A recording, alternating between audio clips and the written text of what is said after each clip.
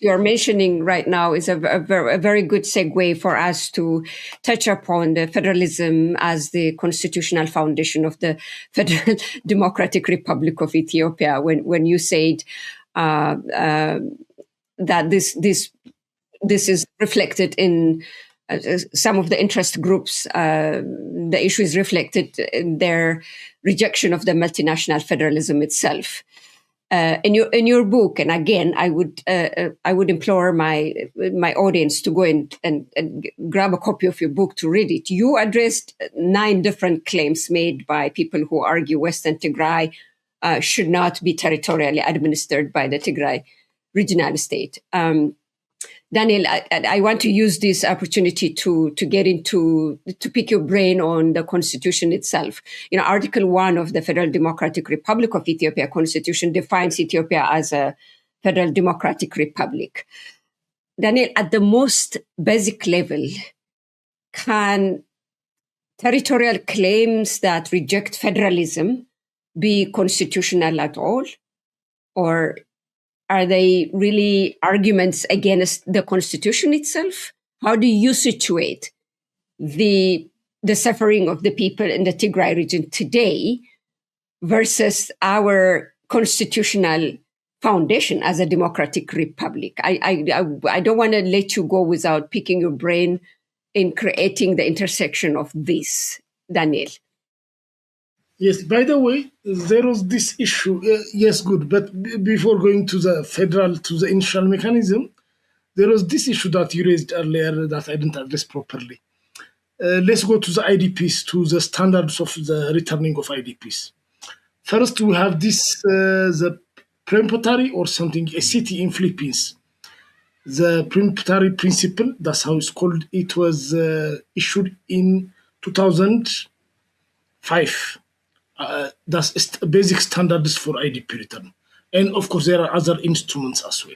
So those instruments clearly state what's this safe, dignified, secure, and voluntary return mean in terms of returning property, in terms of assuring everything, in terms of protection from discrimination, protection from harassment. That's a very detailed. It's not some cliche or some feel-good word, as some seems to think. Because an ambassador of the United States recently went to Western Tigray and he was saying, I retreat. Actually, he didn't say that then. He said that after a day, in a video he taped in the American embassy compound that presented as if it was recorded the day earlier. Well, he wanted to issue a statement 24 hours later, but still there is a brazen lack of sensitivity and recognition for the basic norms. Anyway, so he was saying, I reiterate support for their safe return. Well, safe is not some kind of cliche word. To be safe, you have to remove things that makes me unsafe. That's as simple as that. So these principles, these experiences are well detailed, but where they are in those documents and from comparative experience elsewhere, we have that. Second, in Ethiopian constitution, we have certain rights for people, cultural rights. I am entitled, especially in the place of my birth, in the place of my permanent residence, to be educated, to be administered in my language. I have the right to exercise my culture. The people with whom Ambassador Masinga proudly took photo 2 weeks ago said on video actually in front of federal ministers just 2 months ago, that anyone who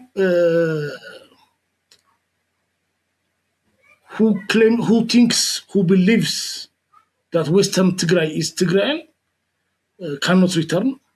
They will screen that, and anyone who has a TPLF syndrome cannot return. They're saying they're talking about this kind of screening. They are saying they are not, when say TPLF in this context, they are talking about Tigrayan identity. Anyone who exercises, who professes his identity, who asserts his identity, who wants to exercise his identity, will not be allowed to return. That's what they are saying. And they said that on video. To the left, one federal minister, to the right, another federal minister in Umara. Of course, those federal ministers didn't retract those orders, but for all I know, it's tantamount to endorsement, at least to tacit acceptance, unless and until it's rejected outright and explicitly. So, and this is implied, by the way, in the international principle of IDP returns. That's implied because when you say dignified, when you talk about people's dignity, all these things are packed in it. But in case if someone would question whether cultural rights would be included in those principles, we have the Constitution. So whichever one we pick. So we are not talking even about the federalism here. So having said that, when we come to the federalism, now, let me make it in a very simple term. Actually, it would be interesting talk about the Constitution, but let me put it this way. Some people say, okay, Western Tigray has been to Gondar during Haile Selassie regime, so it should be returned to that. Well, the thing is, there is no Gondar, well, it's not Gondar province. There is no Gondar province currently. So to which we can return Gondar. And if you want to do that, you'll probably have to dismantle Benshangul region as well, the region where the Grand Renaissance Dam is built, because a section of a few areas from Gondar are taken to it, and there's also half of, or I don't know whether it's half of, a major chunk of Gojam province is into Benshangul. And there was no Tigray region before 1991. There was a Tigray province, which is in legal terms a different entity. As a matter of historical accident, there was an administrative entity called Tigray before 1991. After that, when regions were established, this region, in fact, initially it was called Region 1, it was not even called Tigray, from 1991 up to 1995. In the transition period, it was called Region 1. It was organized and it took the name Tigray. And as a matter of historical accident, by the way, interestingly, just 3 years ago, we have Sidama region now. In the olden times, we had Sidama province. And there was no Sidama region in between, actually, for the past 30 years. Now, they become a new region by... they become a separate region out from the southern region. So this Sidama province, the old Sidama province and the new Sidama regions are legally a different entity. They are organized under new principles. So just there was a name similarity. We can't say there was this kind of continuity and the Tigray took land from this, because that Tigray has been dissolved in 1991. There was no more Tigray. And if we are talking about that Tigray, we'll be talking about half of Afar region. Northern Afar, the northern half, about 40% of Afar, was Eastern Tigray province. But Tigray province is no more. So Tigray cannot ask back Northern Afar. That will be ridiculous. So if you are talking about restoring Haile Selassie's legacy, there are a lot of things you'll have to do around Ethiopia, but that will be at least a clear baseline from which we can discuss. Then we can communicate. Should we restore Haile Selassie's legacy? Which of his legacy? Why? What's its merit? If you are talking about identity, about misallocation of a certain district, then we are talking about the multinational federalism. Then we'll be talking whether that area, what kind of identity that area has, what those people prefer, and the lack of things. So you can't mention Haile Selassie in the context of a debate in the multinational argument, or otherwise you are implying, okay, in a region, in an era where the state was supposed to have been identity blind, though no state in the world has ever been identity blind, but that's how the narrative goes. In an era where the state has been identity blind, there were provinces that were formed for Amhara. That's what they're arguing. How does that work? In an era where the state was identity blind and not but just whatever they say, I don't care about the expletives anyway. So Tigray was formed based on identity, and Gondar was based on Gondar. Gojam was organized as an Amhara entity. So that's how the argument is going. So that's the whole thing is built partly on confusion, on confusing people, partly in willful ignorance, but partly in sheer irredentism. And there is this thing, as I said earlier, there are certain sections within other identity groups who don't want to go into direct confrontation with the nationalists within their own identity group, but they believe that Tigrayan nationalism, fueled and empowered, or is kind of symbiotic to those nationalists in their own identity groups.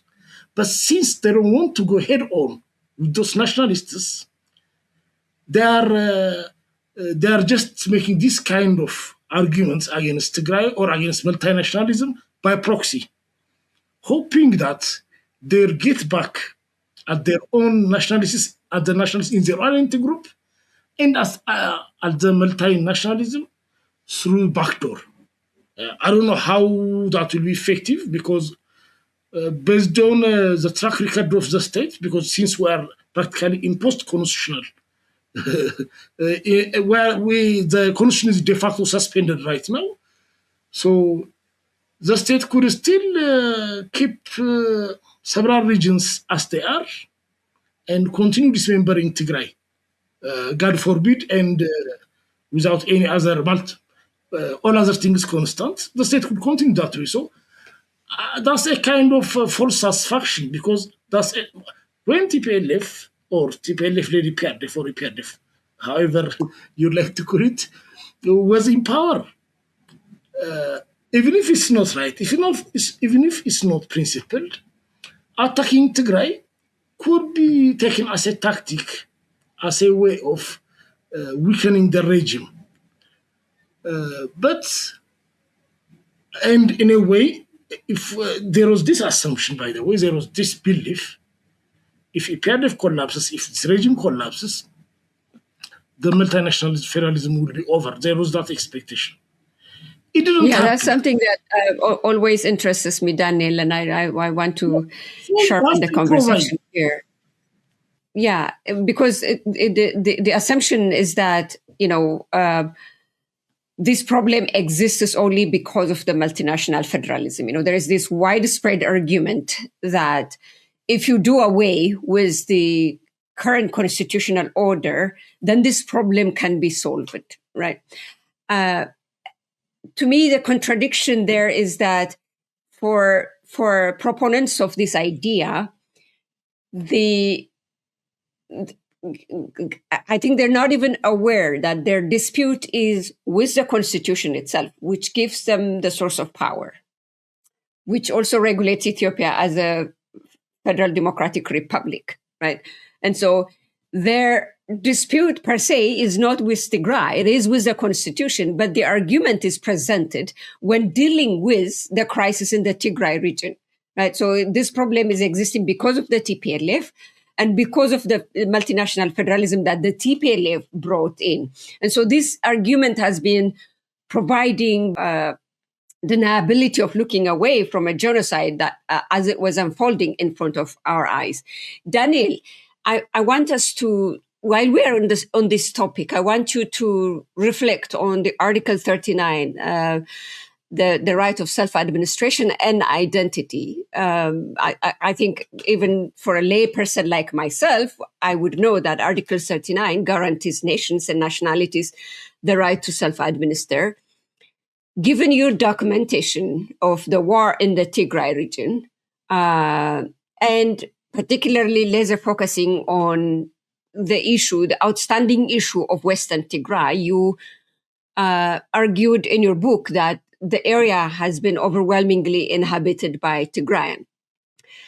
How does the current status, the forceful annexation, which is documented by including the State Department, which designated what happened in the Western Tigray as ethnic cleansing and forced deportation.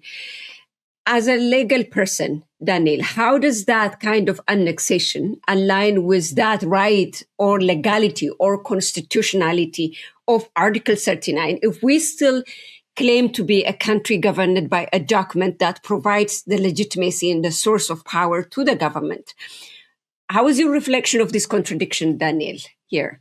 Pardon, which contradiction is that? So I took some points from your question, but I don't want to miss your point. I guess what I want you to reflect on this is that, based on the Article 39 that guarantees the nations and nationalities the right to self-administration, right? And we are looking at displaced people from Western Tigray, which in your book you've argued historically, you have argued it has overwhelmingly inhabited by Tigrayans, but we're looking at 1 million plus displaced individuals, while an area is forcibly annexed through ethnic cleansing and violence that was documented, including by the report from the State Department and Human Rights Watch and media reportings, right? So if we are talking about a country, an Ethiopia, that we say is still governed by a constitution that is providing the source of legitimacy to the government, how do we discuss the contradictions of the constitutional contradictions of it, the morality contradictions of it, that we do have 1 million plus displaced people, we do have an extra constitutionally arranged force that is governing the area, and we have a constitution that the government claims its source of power coming from. As a legal person, Daniel, how do you describe this contradiction today? Yes. Okay. It goes well beyond that, but let me mention two interesting facts shortly. The first is regarding the identity of the area, that it has been largely inhabited by Tigrayans. In fact, there was this material I didn't get hold of at that time when I wrote the book, because that was a time when Tigray was under siege and war. So there is this, I think his last name is Elore, and he wrote a very detailed ethnography. He was an administrator of the specific district Walgait during the Italian invasion. He was assigned there. So he went through several villages within that area, and he wrote a detailed account of the areas. And he wrote, the people have a passing knowledge of Amharic. They use Tigrinya, they have a passing knowledge of Amharic because the administration and the church use Amharic. And that has been the case all over Ethiopia. The educated know Amharic, but the rest don't know Amharic. That's how he put it. And that's everywhere in Ethiopia. And they all account their forefathers from somewhere in central deep Tigray, because that area is a lowland for some of your audience. That area is a lowland. So normally Ethiopians tend, actually maybe other peoples as well, tend to live in the highlands normally. So the lowlands will be populated relatively at a later time. So for anyone who can refer, well, among several other things, that's a good source of information. That Italian has no interest to write. He wrote an ethnographic, not a political memo or a letter to the foreign minister or something. And his wife later published it. The British, after defeating the Italians, captured him, took him as as prisoner of war to South Africa. And from South Africa, while being transported somewhere,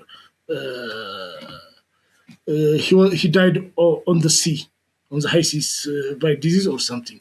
So his wife published the account he wrote.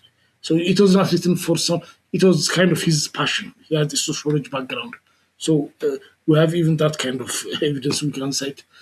And the other thing, interesting thing is, when you talk about the constitutional procedure, look, after the constitution, there was this legislation issued in 2001 that details how an issue, whether identity issue, whether asserting identity, identifying yourself as certain community.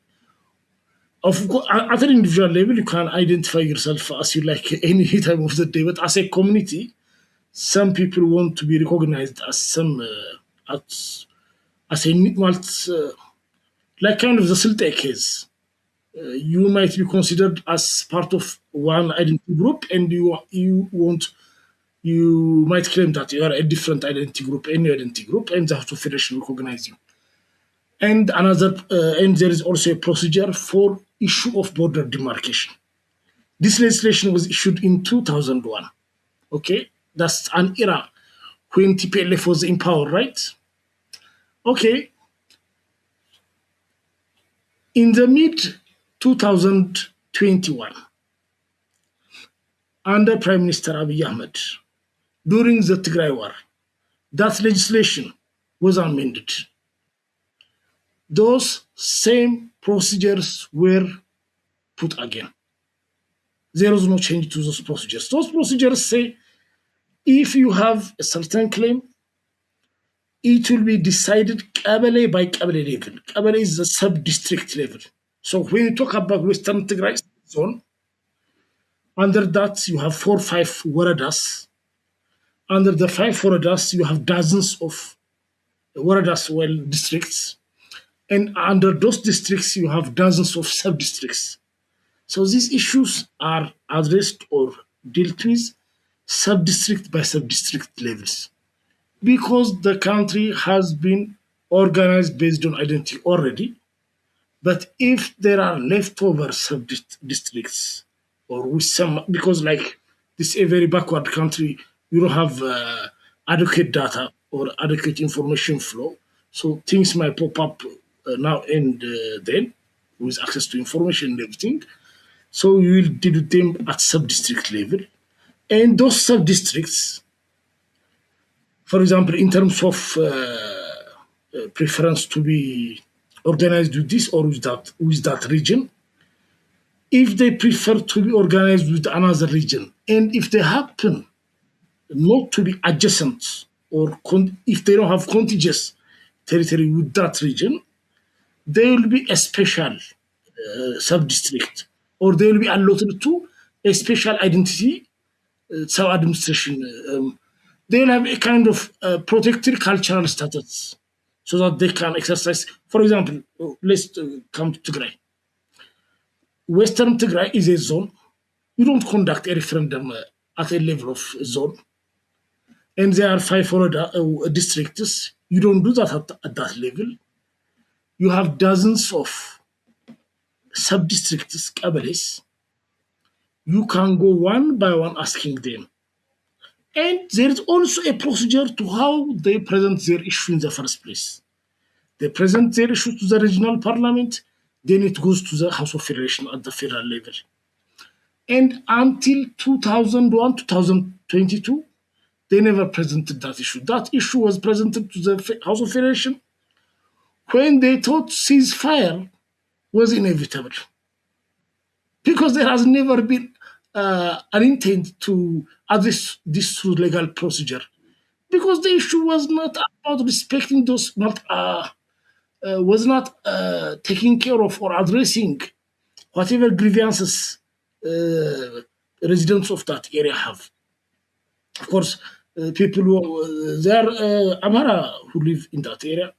They are Tigrayans who live in that area. I have been there, by the way, with the deputy ambassador of the United Kingdom in 2016. We went together.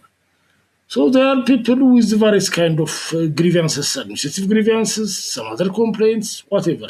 So regardless, so there are people with a lot of questions everywhere in Ethiopia, but that's not the question is.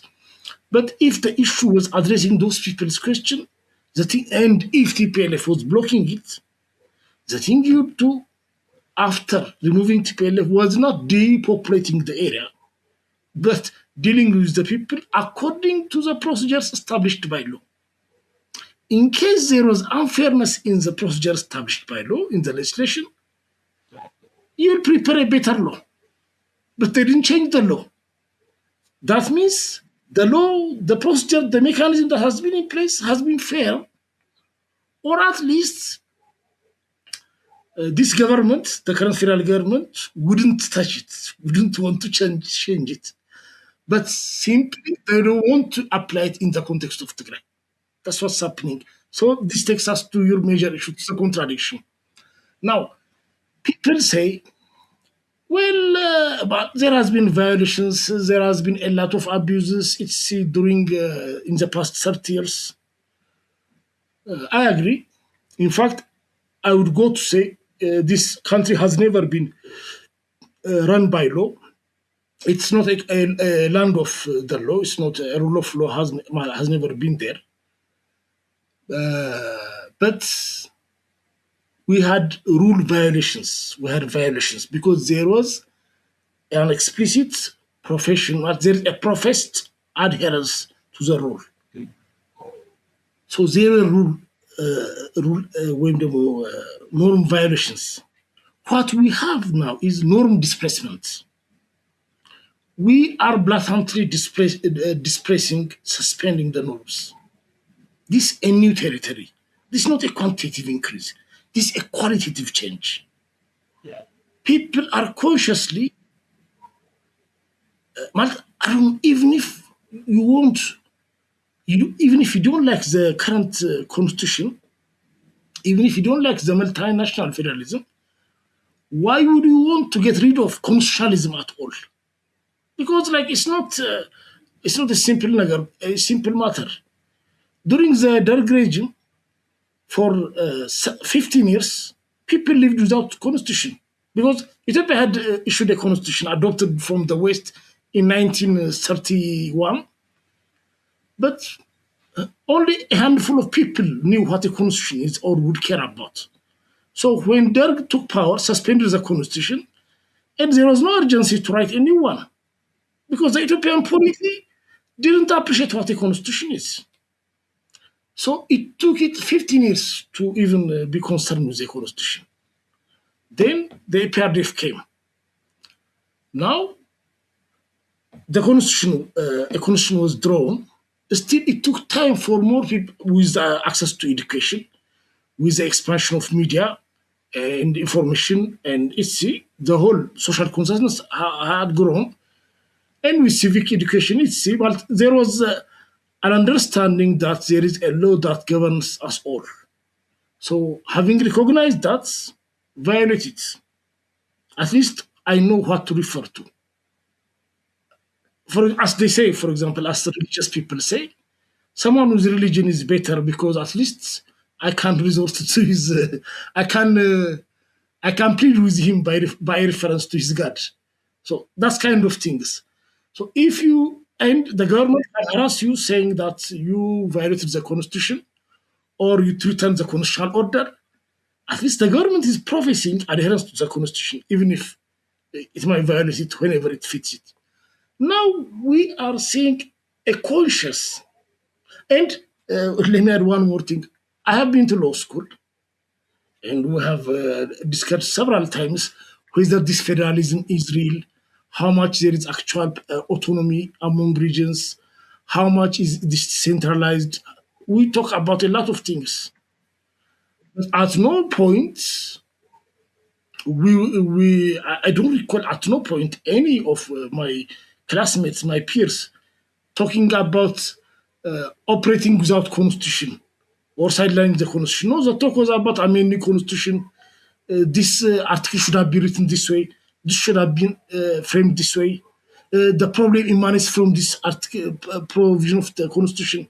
That's a good conversation to have. Now, people with legal background, even with postgraduate legal education and political education, are talking in straight face that no, we are not going to apply the constitution in terms of Tigray and IDPs, in terms of Western Tigray. Of course, as I said earlier, they didn't want to dare say that in terms of some other regions and identity groups, or some groups within their identity groups, some subgroups. But once we have reached this norm displacement, and once we have normalized this, depopulation, annexation, administrating an area by fiat, in Ethiopian constitution, there is no mechanism in which the federal government can own and run a territory, be it in the context of a ceasefire agreement, or under the pretext of dispute, or under any pretext. The federal government does have a territory. It does work that way. Yeah, you raised a very interesting point, Daniel, and I'm learning quite a lot from your explanation. It's not only the special clause that you discussed earlier that was reinforced in 2021 in the midst of the war itself, but Daniel, Articles 47 and 48 of the Constitution itself, they lay out how regional boundaries can be disputed through agreement or through, the House of Federation's adjudication. You briefly mentioned that there was no formal complaint that was filed until the war began. I think, and it's interesting that you mentioned, legal scholars, constitutional academics, and people normalizing the current status of Western Tigray. I think what we need to discuss is that what does it mean for constitutionality of the Ethiopian state itself when boundaries are imposed through force, through violence, through ethnic cleansing? I think this is a very serious conversation that Ethiopian legal scholars need to have, whether we have formally dismantled the constitution by formalizing what is happening today, or whether out of principle that we argue or we debate a return to constitutionalism. I think it should even be in the interest of the very government at the federal level that is financing and coordinating extra constitutional militia group that have occupied a large chunk of Western Tigray. Daniel, something interesting happened last week when the election board issued constituency classification, if I can say that. It issued the old map, the old constitutional classification, and in that so many of the constituent units for the election to come are still referred to by their constitutional adjudication, like Western Tigray, the localities, the Kabbalists, the Woradas, everything. And it created some kind of commotion, including by people who should know better about constitutionalism.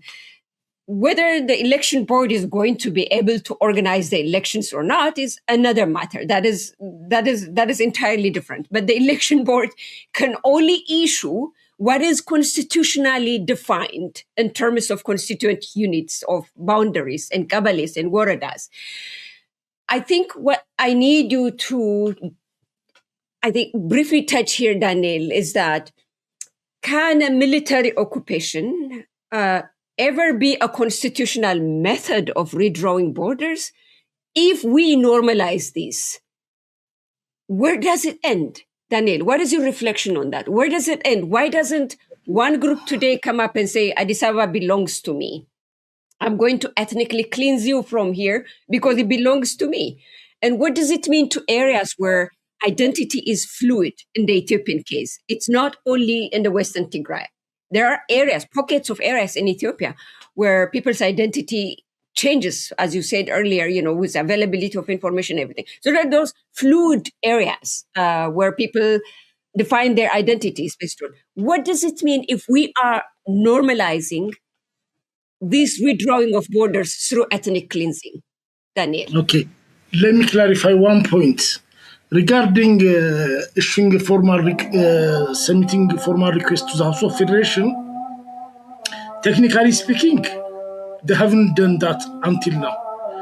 Because even under the new procedure, but the new legislation, which reaffirmed the 20 years old specific procedure or mechanism of how to petition.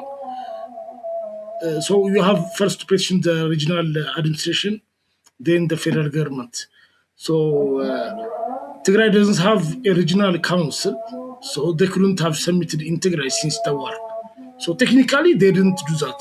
But let's disregard Tigray. Even if they want to bypass that, they submitted the petition in late 2021 or early 2022. When it has become obvious that the war was going to end with a ceasefire. Not when the war started. If that was the case, they could have said, well, TPLF has been preventing us. Now we are liberated, so we got the freedom to submit a petition or whatever. No, there was 1 year after that. So you can imagine what was going to happen to Tigray. What was the intent? But if it didn't end with a ceasefire, so it will either of course the Tigrayan forces will take over the national government, or Tigray will no longer be. I don't know, because otherwise, immediately after the war began and Western Tigray is occupied, you should legalize your status. But you didn't think you had a need for it. That's telling. Okay, having said that, regarding the National Election Board, I'm not sure why they did that, but my guess is that the National Election Board will have to ask the list of regions and constituencies from the House of Federation. And the House of Federation didn't say anything on this issue all along, not because it has some kind of autonomy, but because it touches a lot of things. So that's my best guess. Otherwise, actually, it's a tricky issue.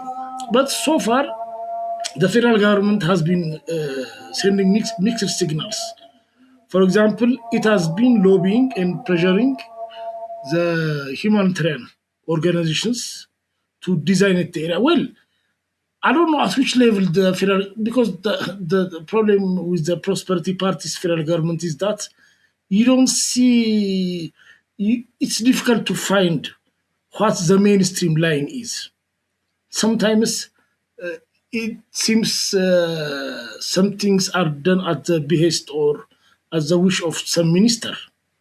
Of course, well, people go to put a lot of go to speculate about whether the prime minister support that or he gave a green light or whatever. But we don't do politics that way.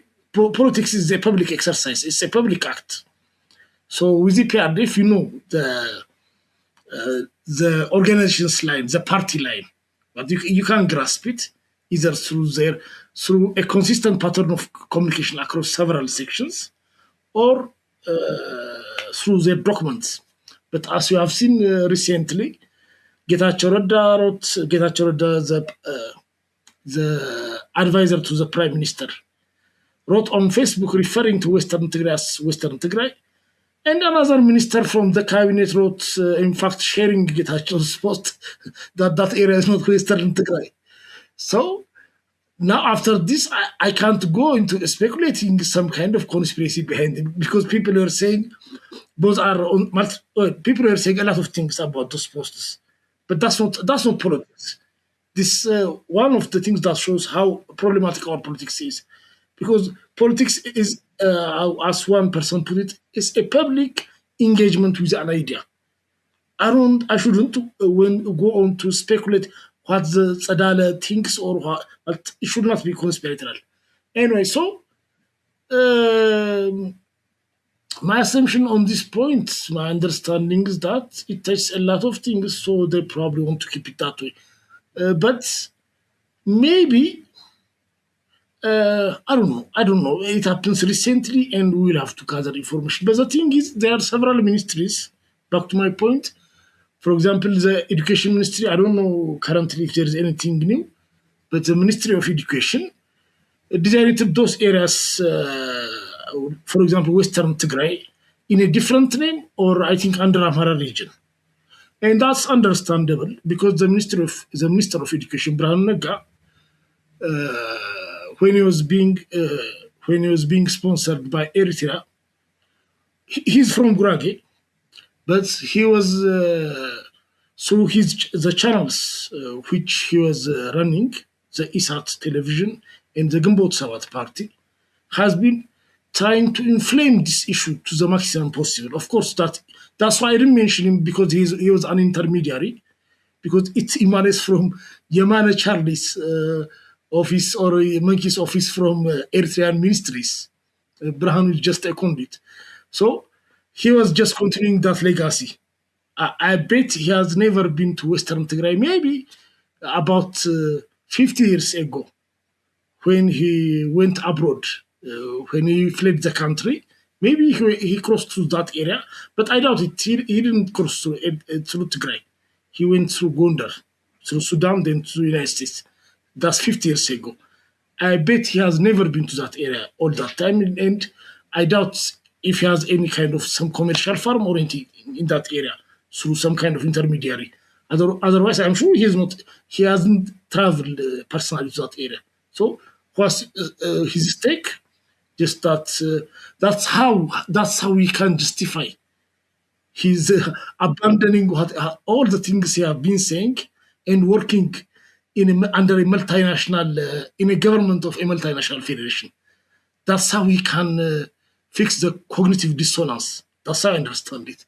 So, in fact, I would understand Amara officials do that, because they might have some kind of pressure from their constituency, or they might have their own interest to do that. So, anyway, so across the ministries, and there is about the national ID project, in that it simply abandoned, refrained from writing any kind of zone. Just for your audience information, by the way, Walkite is the name of the district. But there are 4 or 5 districts in that area. We have Humara, we have Walkite, we have Sagade, Tsalemti. In fact, that's one is to center west. So these are district names, and there is nothing wrong with that names. Those are historic names. Collectively, they are referred to as Western Tigray. So there's no problem with that. And the national ID puts us just the district names. It doesn't call them in any collective name.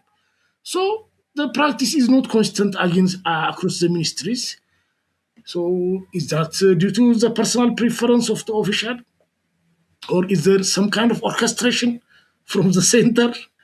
I don't know. But for the National Election Board, there are still, I have a reservation about how the National Election Board proceeds. Oh, one thing I forgot earlier, and that's connected with this.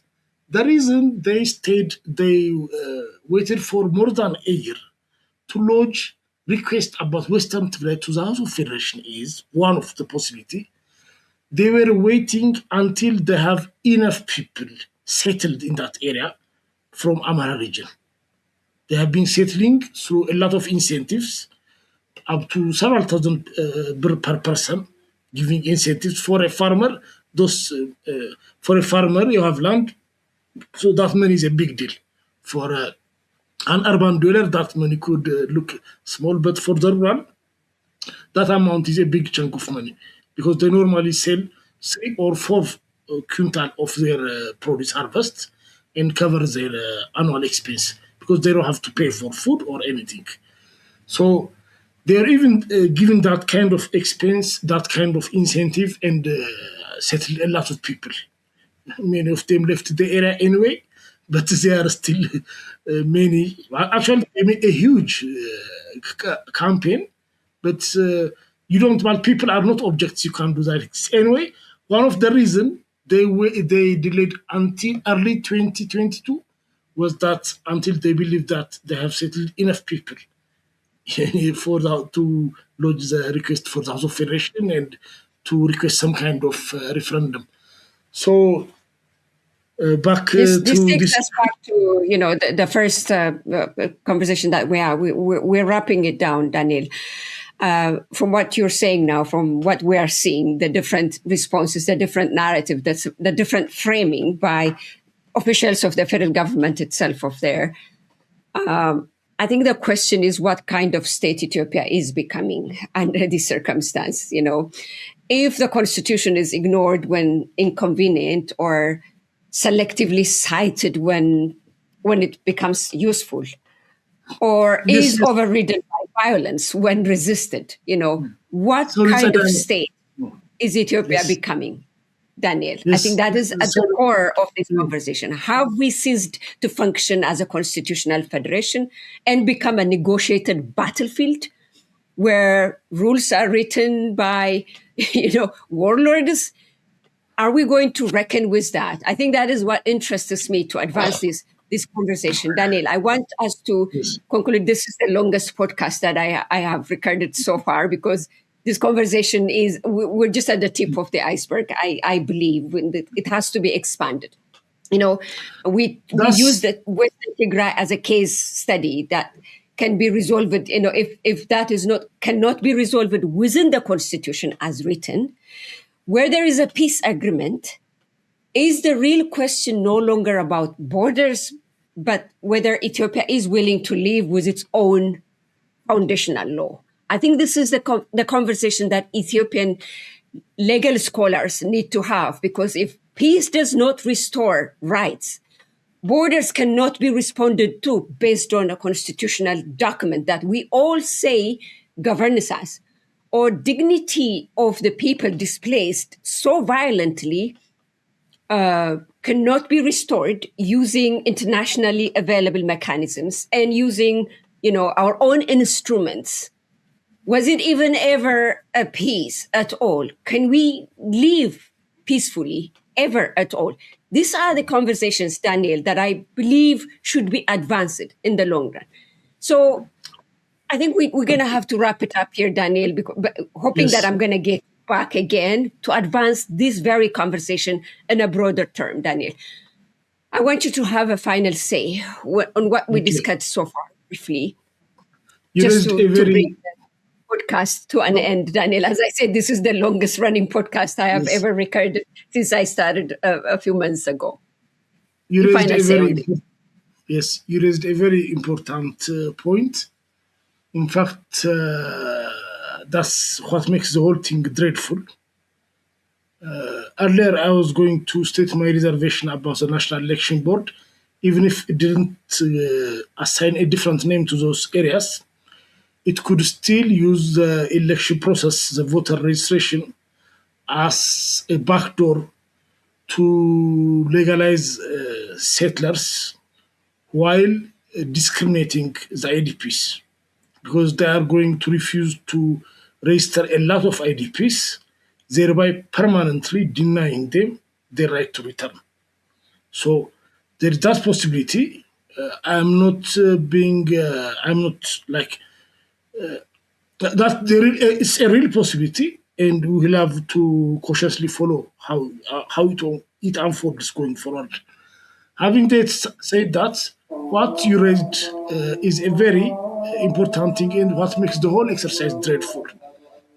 Because, look, uh, forget the regional. Of course, when you start suspending the constitution, or when you go, when not just violating the constitution, as I said earlier, when you reach the level of norm displacement, you just simply decide to live without rule. I know that's the rule, but I don't care.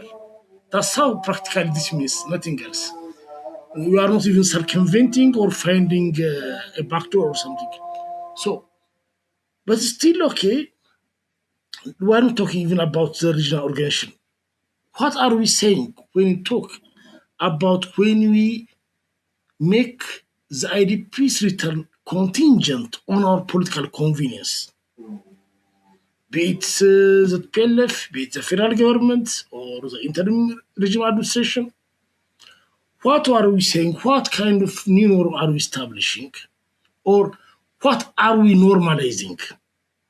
Because this is not because I want to stress this to the people who are who, who oppose multinational federalism, who genuinely oppose multinational federalism, not due to out of some kind of bigotry or hate or vengeance against Tigrayans, but for those who oppose multinational federalism, in any kind of constitutionalism, you would have basic respect for rule of law and basic respect for human rights. So when we make the IDPs contingent on our political expediency, on our political convenience, or on our desire to demographically engineer the area, we are normalizing population, we are normalizing depopulation, we are normalizing massacre, we are normalizing ethnic cleansing. And regardless, no matter what kind of constitution you write for Ethiopia, you'll have identity groups and you'll have areas which will be claimed and counterclaimed regardless of the merit of those claimed. And you'll have individuals, human beings, who needs to be protected. But you can't have any kind of Ethiopia out of this. If you could somewhat make all identities disappear overnight, maybe you'll have it. But even in that case, I could depopulate an entire area for mining or for some industrial purpose if depopulation has become a normalized route forward. So we are not just, it's not even the multinationalist component of the constitution that is being displaced or that is being suspended. Norm displacement is the right word. It's not the one that's being displaced and by some other undefined. I wish it was a unitary perspective because I know unitary constitutions. We have about half of the countries in the world that have unitary constitution, and they are strong advocates on individual rights. We have Kenya; they don't have federalism, but they have strong courts, and individuals can stop a government project, not to be evicted, not to be harassed, to have their privacy, individual rights protected. They can even stop a government project. So a unitary government, a unitary constitution, a well-functioning unitary state, constitution or constitutionalism,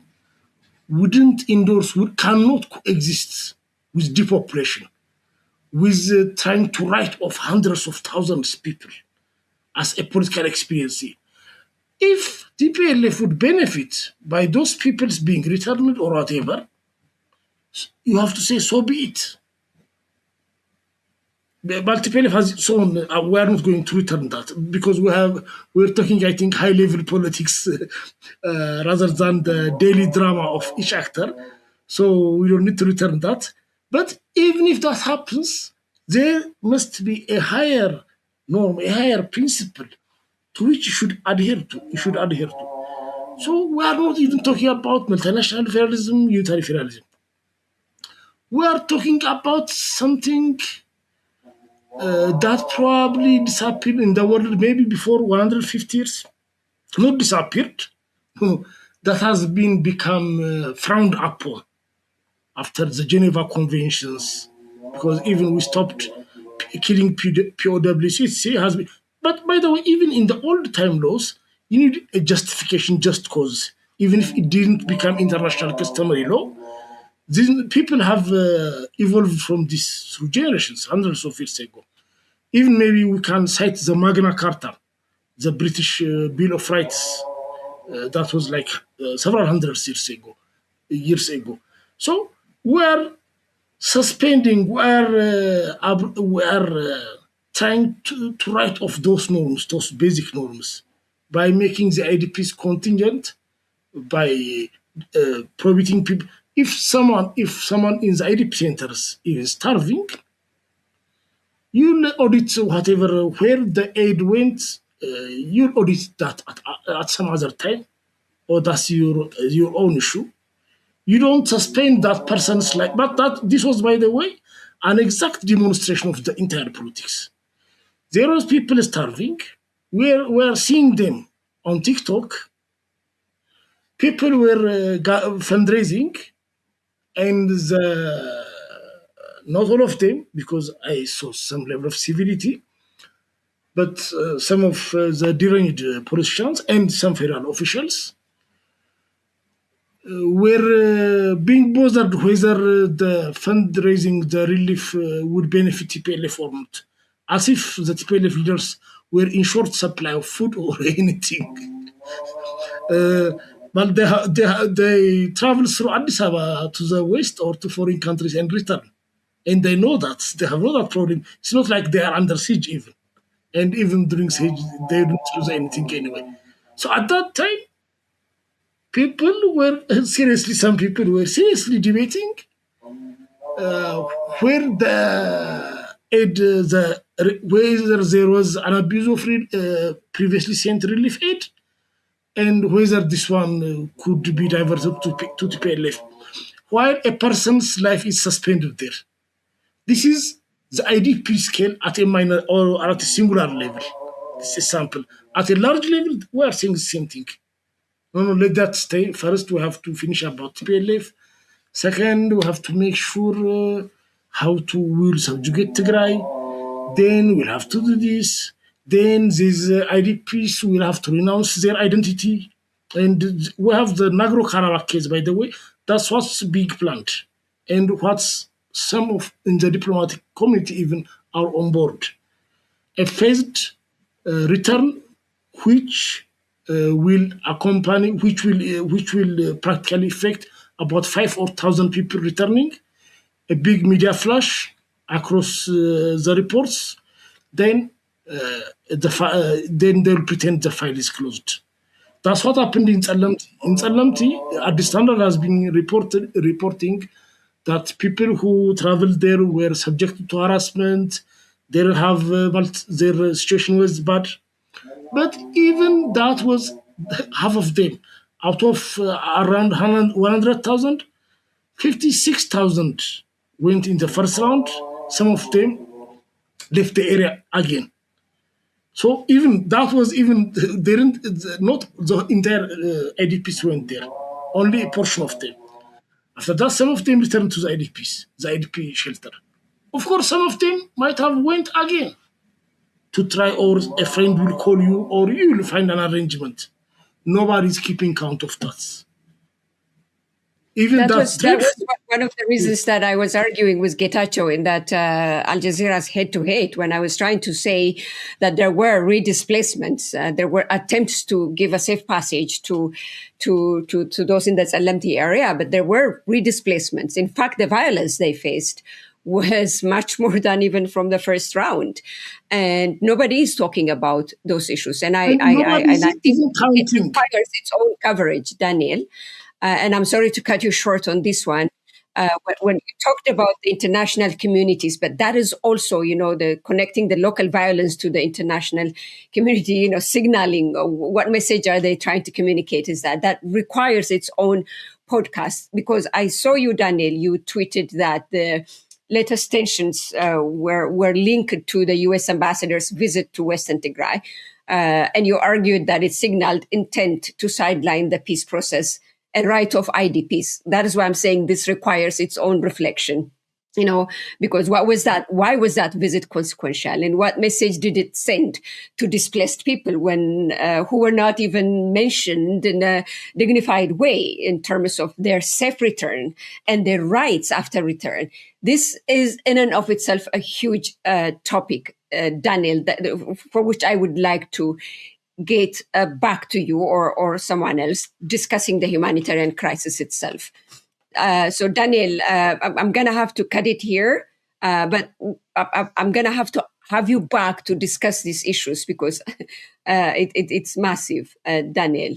So I think we will end it today with this remark, unless you have a short remark to say to conclude it, Daniel. No, that's what. By the way, what I was saying is not nobody is talking about it. Nobody is keeping track. If someone is keeping track, okay, this many people went to IDPs went, this many are returning. I wish somebody is keeping track, and I doubt it. But that's how you make something in an issue, a conscious, a deliberate mechanism to make an issue. Just like I told you, if when an IDP leaves its shelter, they argue against counting it as an IDP. Even if we know how it's displaced. So that's what I was going to say. But overall, I think it was a productive discussion. Thank you, Daniel. Thank you for making the time. And as I said, this is my longest podcast, but I'm going to have to get you back again. Daniel, thank you for this one. Thank you. My pleasure.